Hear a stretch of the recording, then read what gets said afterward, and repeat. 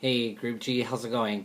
This is your writing fellow, Michael Miller. I just wanted to send a quick video, first of all, congratulating you making it through the rough draft of Project One. Um, Next week, the final project will be due. Between then, you have a couple of options for review and revision. The first will be coming from your peers in an assignment and discussion board post that's due Monday. The second is the Writing Fellow workshops. Those are optional workshops, and I'm going to have a quick video coming out shortly about those. And then the third is going to be if you choose to get the tutoring offered at ASU's Writing Tutoring Center. Again, that's an hour-long session that you can sign up for, but it's with someone that's outside the class, and it's a cold reading versus in the workshop. You'll be getting to work with me and talk about kind of your goals and your vision for the paper and how we can align those with the rubric. Okay, but first, I really want to dive into this week's peer review. This is the first one that you'll do. You'll do another for Project 2, but they are very, very important and really crucial for your peers in order to move from the rough draft into the final draft that they're going to submit. So I'm going to be looking to my left here. I've been working for about 2 hours trying to get my screencast software to work, and it's not. So I'm using YouTube, and then I'm looking at the left on my computer at a Google document that I will send out. So just starting off with the instructions for the assignment, make sure that you're submitting 2 peer reviews. So that's 2 separate reviews, 2 separate peers within the team that you are assigned, okay?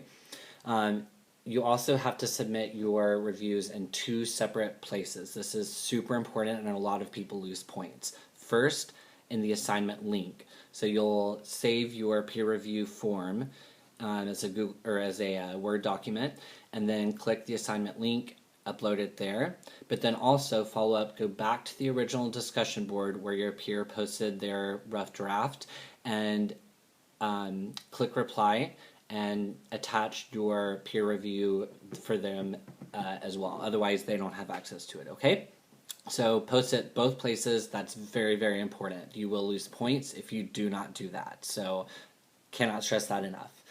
The rest of the assignments are pretty self-explanatory. The one thing I do want to say is make sure you use the form, the peer review worksheet that is attached. You can download that as a Word document, but that is the form that is required for you to use. So I'm going to kind of walk you through some of the form, okay?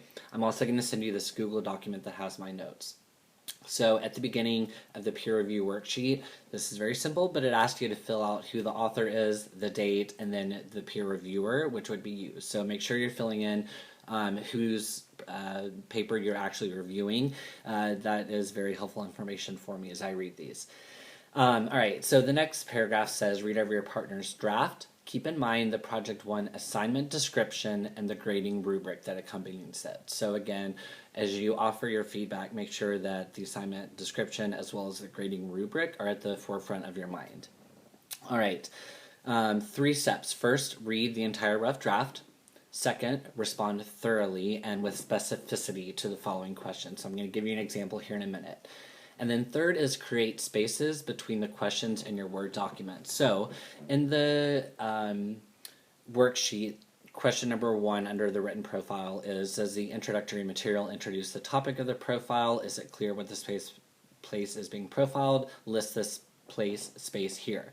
Those are actually 3 separate questions. So what it wants you to do is separate it. You can use bullet points, whatever, but you have to answer every single one of those, again, thoroughly and with specificity. So I did an example as if I was reviewing my peer John's paper. And so number 1, does the introductory material introduce the topic of the profile? I said yes. The introduction paragraph is a strong lead into the space being profiled. I especially liked how John used descriptive adjectives to give a sense of mystery before finally revealing his specific place. So again, I noted that he uses the descriptive adjectives, and that gave me as a reader a sense of mystery before he revealed his place. Second part of question 1. Is it clear what the place is being profiled? I said yes. Although at first the reader is in a state of mystery, left to rely on the sensory information to provoke a sense of space. Finally, the author reveals the space being profiled, and the audience's imagination is brought into alignment with the profile in a smart, concise, and very intriguing way. So again, you can see kind of the amount of feedback that would be required per question. The third part lists a specific place or space here. I said John is profiling the historic lighthouse by the Santa Cruz, California harbor. So again, that's a one sentence answer, but it was still very thorough and specific. I didn't just say he's profiling a harbor or a lighthouse. I said he's profiling the lighthouse at the harbor in Santa Cruz City in California. So again, just make sure you're really going into that amount of detail in order to get the full points for this assignment. If you have any questions, again, please reach out through email. I'm also going to send you this Google document. It has more examples as well as comments and notes. So please be sure to read over that as you go into preparing your first peer review. I wish you the best of luck, and you guys have a great night and a great weekend.